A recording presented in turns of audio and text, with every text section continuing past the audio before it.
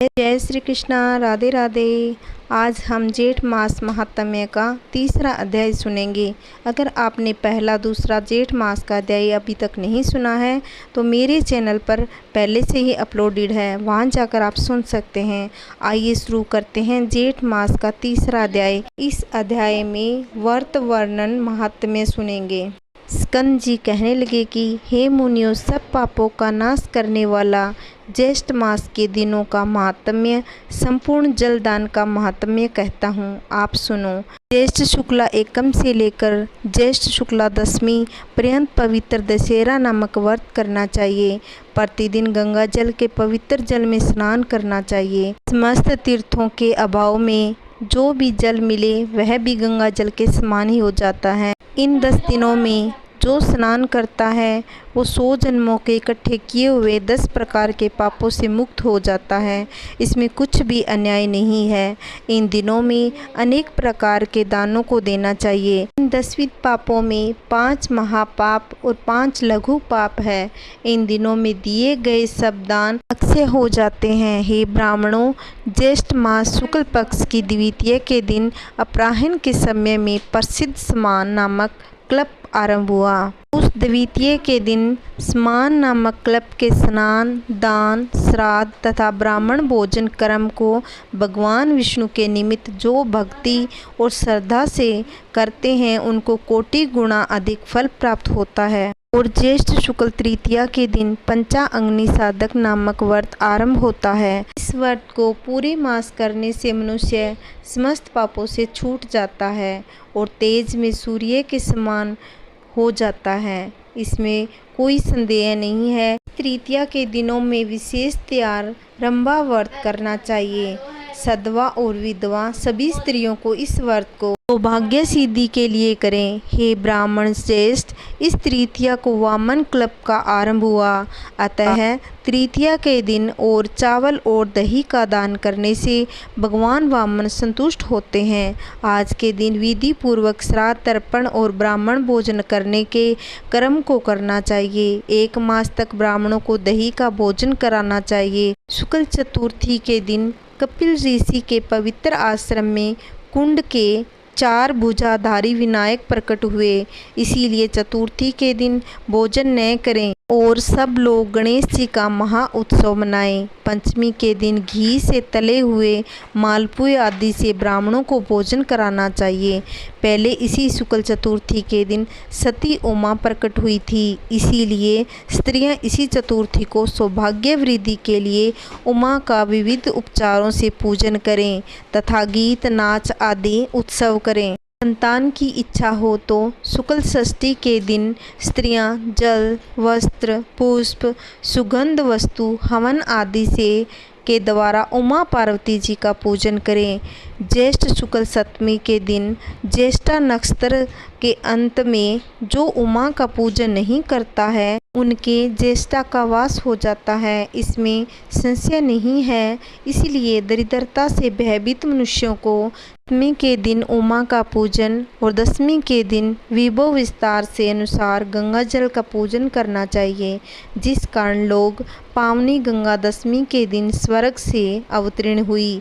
अतः दशमी और एकादशी और द्वादशी इन तीनों दिनों में एकादशी का व्रत साध्य कहा है।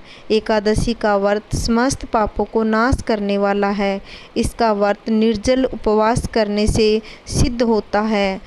त्रयोदशी से लेकर पूर्णमासी तक 3 दिन का जो उत्तम व्रत कहा गया है, यह व्रत सावित्री नाम से प्रसिद्ध स्त्रियों को सौभाग्य देने वाला है। उन दिनों में वट वृक्ष के मूल भाग में जल सिंचन करें और वट वृक्ष के समीप ब्रह्मा, यमराज, सत्यव्रत और सावित्री का पूजन करें। इस तरह निंद्रा आहार का त्याग कर 3 दिन व्रत करें। इसी प्रकार कृष्ण पक्ष में भी 3 दिन व्रत करके विवाह के दिन पारण करें। यह नित्य व्रत है। स्त्रियों को इस व्रत को सदैव करें।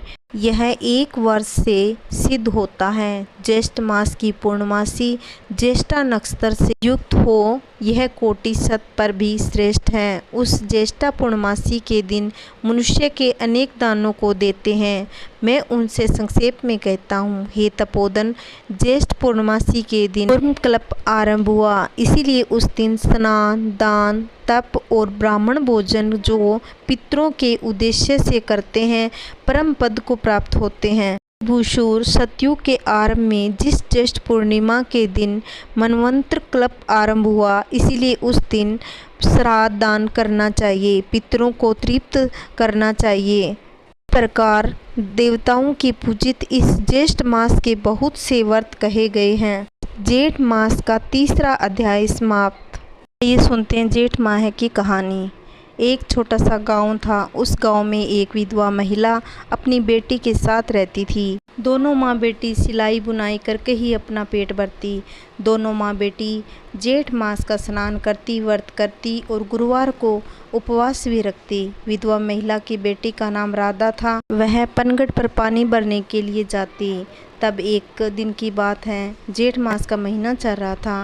वे दोनों माँ बेटी दान पुण्य और व्रत स्नान कर रहे थे। ऊपर बैकुंठ में माता लक्ष्मी ये सब देख रही थी। माता लक्ष्मी ने भगवान विष्णु से कहा कि हे देव, मृत्यु लोक में एक विधवा महिला और उसकी बेटी पूरी नियम धर्म से जेठ मास में धर्म पुण्य व्रत करते हैं।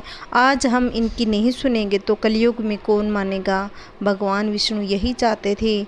भगवान विष्णु माता लक्ष्मी को साथ लिया और मृत्यु लोक में ब्राह्मण का वेश बनाकर उसी पनघट पर आकर बैठ गए। तभी राधा वहाँ पानी भरने के लिए आई। जैसे ही राधा पानी भरकर जाने लगी तो भगवान विष्णु और माता लक्ष्मी ब्राह्मण के वेश में उनसे कहा, बेटी, हम बहुत दूर गांव से आए हैं, हमें आज रात्रि के लिए आसरा चाहिए।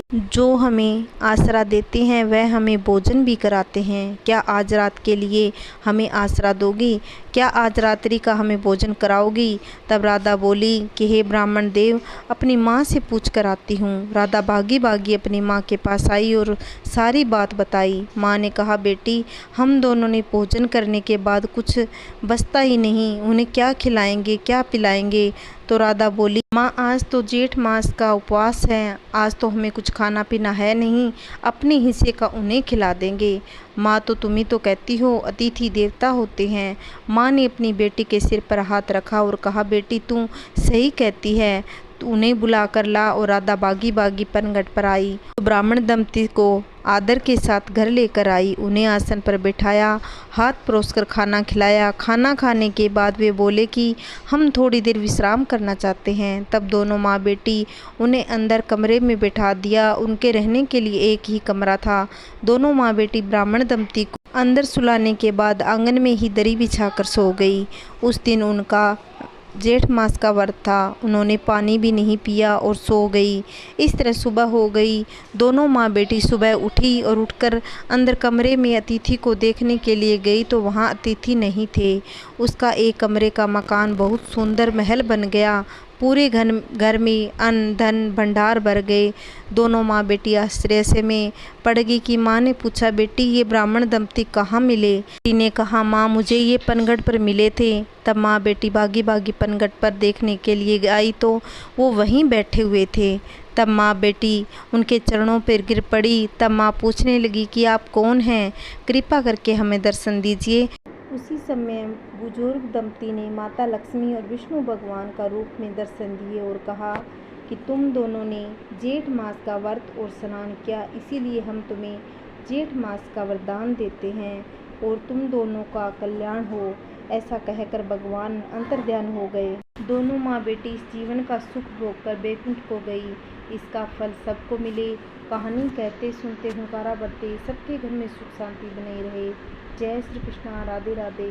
अगर मेरी आपको वीडियो अच्छी लगती हो, प्लीज़ चैनल पे नए आए हो तो प्लीज़ चैनल को सब्सक्राइब करना, लाइक करना, कमेंट करके बताना कहानी कैसी लगती है। जय श्री कृष्णा।